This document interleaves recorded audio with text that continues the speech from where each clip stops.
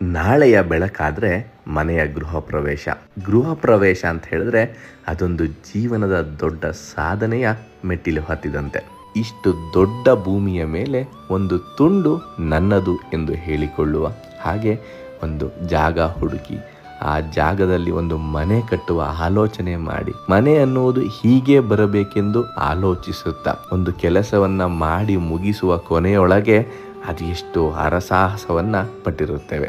ನಾನಾಯ್ತು, ನನ್ನ ಕೆಲಸ ಆಯಿತು, ಹಾಗೆ ನನ್ನ ಕುಟುಂಬ ಆಯಿತು ಅಂತ ಹೇಳಿ ಇದ್ದವ್ರಿಗೆ ಮನೆ ಕಟ್ಟೋದಕ್ಕೆ ಶುರು ಮಾಡಿದ್ರೆ ಒಂದು ಹೊಸ ಒತ್ತಡ ಶುರು ಆಗುತ್ತೆ.